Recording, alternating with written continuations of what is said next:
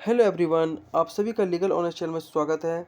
दोस्तों, इस वीडियो में हम बात करेंगे एलएलपी, जो हमारे कॉन्ट्रैक्ट, जो हमारा विषय है, उससे रिलेटेड जो हमारे क्वेश्चंस जो एग्ज़ाम में पूछे गए हैं। सीमित दायित्व भागीदारी एलएलपी, ये बहुत आपने नाम भी इसका सुना होगा। तो ये क्वेश्चंस हमारे एग्ज़ाम में पूछे जा चुके हैं। तो चलिए शुरू करते हैं। ये भी आपके 4 या 10 नंबर में पूछे जाएंगे नॉर्मली। तो एलएलपी क्या होती है? देखिए, देश में कंपनियों के रजिस्ट्रेशन के कई तरीके हैं। इनमें से एक है लिमिटेड लायबिलिटी पार्टनरशिप, जिसको एलएलपी भी बोलते हैं। इसके तहत 2 या 2 से अधिक पार्टनर एक स्पेशल एग्रीमेंट बनाते हैं और उनकी सीमित जिम्मेदारियां भी होती है। यह कॉरपोरेट मामलों के मंत्रालय एमसीए के अनुपालन और नियम अनुसार रजिस्टर्ड होते हैं। एलएलपी के स्ट्रक्चर को सिर्फ किसी कंपनी द्वारा ही इस्तेमाल किया जा सकता है। कंपनी के रजिस्ट्रेशन की यह प्रोसेस बहुत आसान है और इसमें खर्चा भी बहुत कम आता है। एलएलपी एक अलग लीगल यूनिट है, यह इंडिविजुअल पार्टनर से अलग है। कंपनी के रजिस्ट्रेशन के एग्रीमेंट के कैलकुलेशन से हर पार्टनर की जिम्मेदारियां सीमित है, क्योंकि इसमें शेयर होल्डिंग के हिसाब से ही जिम्मेदारी होती है। जितनी आपकी शेयर होल्डिंग होगी उतना ही आपकी जिम्मेदारी होगी।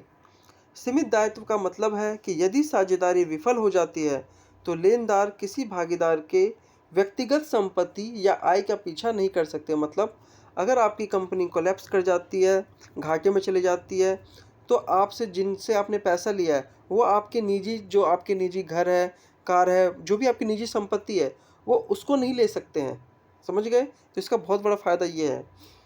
एलएलपी कानून, फर्मों, लेखा फर्मों, चिकित्सा पद्धतियों और धन प्रबंधन कंपनियों जैसे पेशेवर व्यवसायों में आम है। मतलब इन जगह इनका प्रयोग नॉर्मली किया जाता है।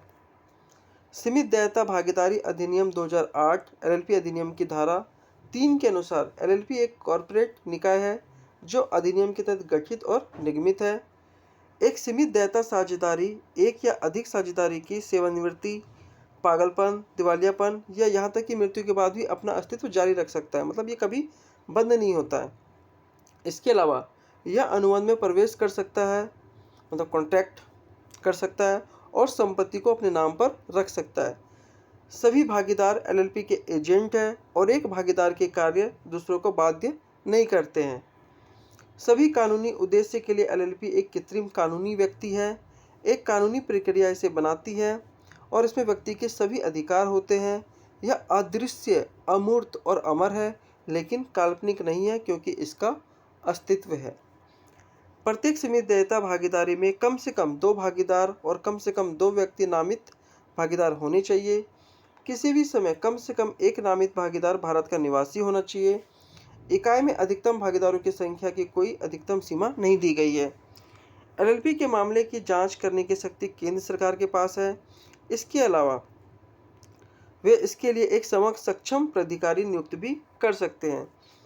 एक निजी कंपनी, फर्म या एक असूचीबद्ध सार्वजनिक कंपनी या एक छोटा व्यवसाय अधिनियम के प्रावधानों के अनुसार एलएलपी में भी परिवर्तित हो सकता है। मतलब एक निजी कंपनी, फर्म या एक असूचीबद्ध सार्वजनिक कंपनी भी या एक छोटा व्यवसाय अधिनियम के प्रावधानों के अनुसार एलएलपी में बदल सकते हैं, मतलब उसको चेंजेस कर सकते हैं। तो दोस्तों, इसमें इतना ही था। अगर वीडियो अच्छा लगा तो वीडियो को लाइक कीजिए, चैनल को सब्सक्राइब कीजिए। धन्यवाद।